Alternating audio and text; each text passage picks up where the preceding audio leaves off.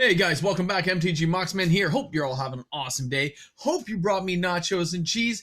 Hope you're ready to sit down, learn a little, laugh a little, enjoy. If you're new to the channel, please hit subscribe and join us. We love to have new people join us all the time. All right, guys, today our conversation is going to revolve around something we haven't talked about in a while.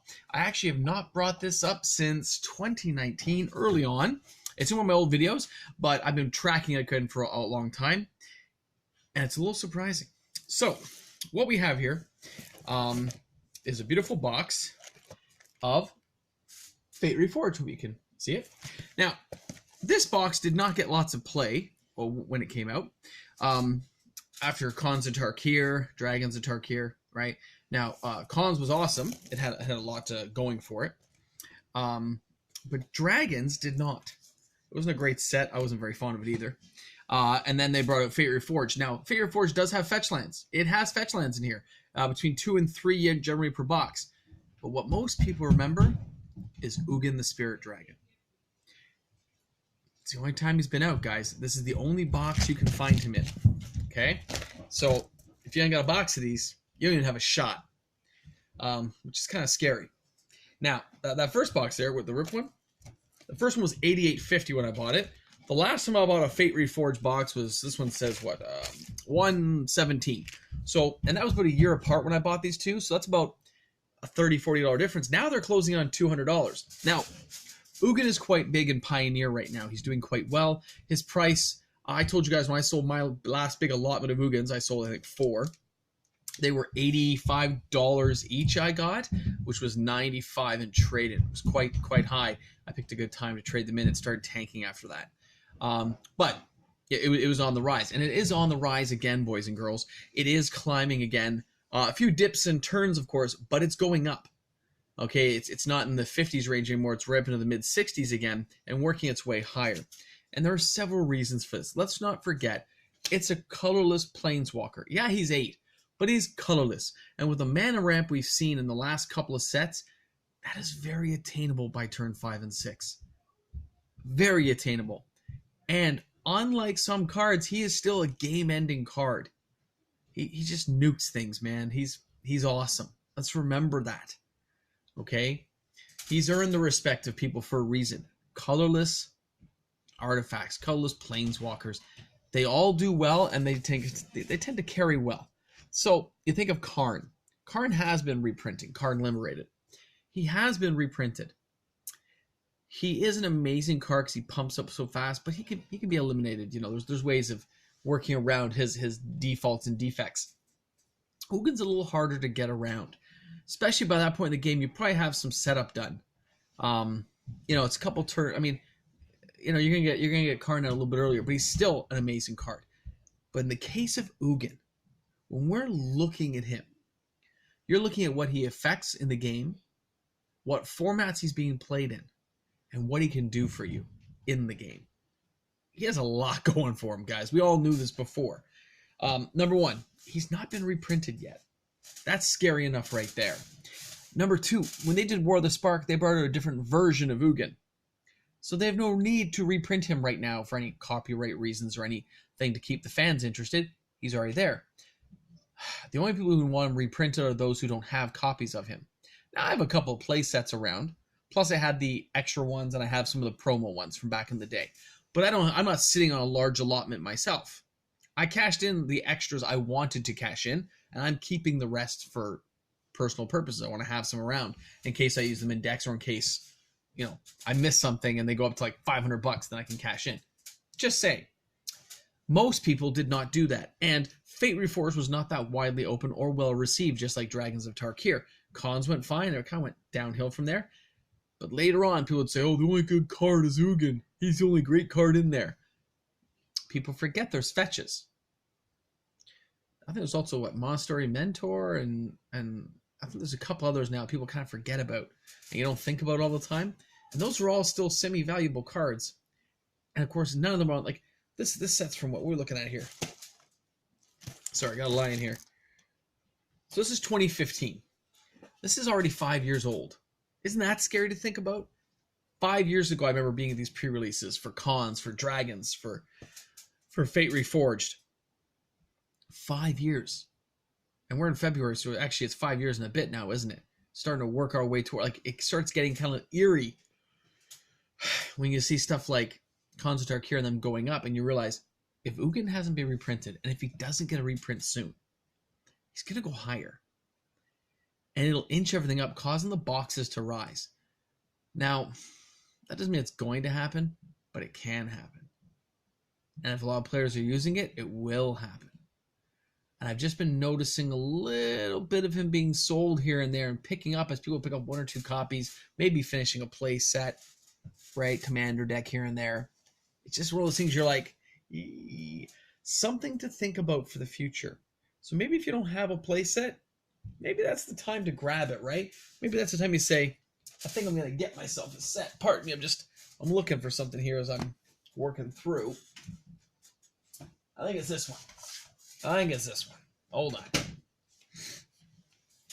When I was looking through my stuff, I realized, like, Karn himself, great card. As a 7 casting cost guy, he's got good effects. He's going to be well liked.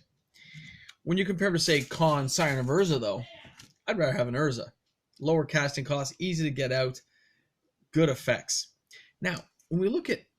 Oh, that's a French Ugin. Let me find an English Ugin. I have a lot of Planeswalkers. I'm a fan. I like Planeswalkers, by the way. I tend to keep them around. All right, so I still have 1 playset of regular Ugins, which, by the way, I should totally be sleeving. And then I have 2 extra French ones, and then I have my promos. So, for those of you who don't know what these all look like, and there may be some of you who are newer to the game and are not aware of these amazing cards. By the way, this sleeve is like, be nice to me. It's not like putting on, yeah, there we go. Just saying, when you look at these cards back then, guys, I think that sleeve is too tight. I'm sorry to say. I'm not risking it. I'm not bending nothing. There we go. Right? When I first saw this card, by the way, I fell in love with it. I've always admired colorless stuff just because it can be used in so many ways in the game. So Ugin, as a regular Ugin, for those of you who don't know, he's a pretty awesome card. Now it says here he is 8 to cast. It comes in at 7 though. His +2 is dealing 3 damage to our creature or player. Good. But his -X is exile each permanent with converted mana cost of X that's 1 or more colors. So if it's not a colorless thing, it's going bye-bye. And then his -10, gain 7 life, draw 7 cards, and put 7 permanents onto the battlefield. That is very easy to get. Just keep it in mind. Now, that was the regular one. This was the special promo, which I think is just superior art in so many ways. Like, the other one's fine. This is beautiful. So, when I saw Ugin, and by the way, I didn't, at the pre-release, back then I wasn't looking at cards ahead of time. I wasn't. I'll be honest, I wasn't. So what was happening was somebody got him in a pre-release kit in a pack, not as a promo card. And I saw the cover of him. I didn't know what his powers were, but I saw the cover of him from the Fate Reforged packs, which I'll show you in a second. I can grab those. And guys, I was just floored how awesome it was. Okay, it was amazing to see that kind of stuff. Like, you're like, oh my god, that card's so amazing, and I wanted it. So I went for the promo ones right away. I bought a couple at the pre-release, and I believe I paid $100 a pop, because I'll be honest, I just had to have them. And there was no way about it. Like, I just, right then and there, I said I gotta have them. I managed to get 2 at that pre-release, and then things kind of petered out. I got one later on for like $125. But you could only get them in those pre-release packs. And the pre-release packs were not the easiest thing to come by. We got 1 each of the thing. Of course, you open it right away. You want to see what you're going to get. And I couldn't find any. So since then, I've kind of looked around. I haven't had a lot of luck. Now, I know the promo Ugin's out there. The chance of reprinting was probably next to nil. And he'll become a very popular and niche card 10 years from now. But for those of you, again, who have not gotten an Ugin beforehand, he is a staple card in so many formats. You got to have a set. So as I see the price climb, I'm just warning my viewership, as limited as we are. If you don't have a play set and you want one, get it now before it goes higher. It is something else to see. I'm a little bit going, just this little climb over and over. So going for weeks and weeks and weeks. And you look at some of those comments, you're like, yeah, people are starting to notice it. And it's true. It's true. It's kind of like Mox Amber, right? Mox Amber is still selling multiples a day. Okay? There's more that got sold today. There's a couple more the other day. More are hitting the market right now. So we're okay. We've got stuff coming in. But it's not going to stay that way. We all know it. Right? If it hits another significant dip, I am prepared to dive in. Just going to say that much. I'm prepared. I don't want to try to fork out that kind of money right now when they're in the $30 range to buy here in Canada, but I am prepared if they dip. Sorry, that yawn always goes this late at night. So, something to keep in mind, boys and girls. Keep the power dry until you're ready to get something you need. If you need an Ugin, though, at least one for like a commander or something, get it now before things get out of whack. Trade some cards if you can to get it. Seems a better way of going about it, but just be prepared. Because it might get a little bit scary later. Not now, but if they don't reprint them in the next couple of years, guys, we are in a totally different kettle of fish. And I'll love to see what those piranhas look like. All right? Thanks a lot for tuning in. Hope you enjoyed the video today. Hope you learned something. I know I did. I learned that halls and cold water do not go well together. Wow.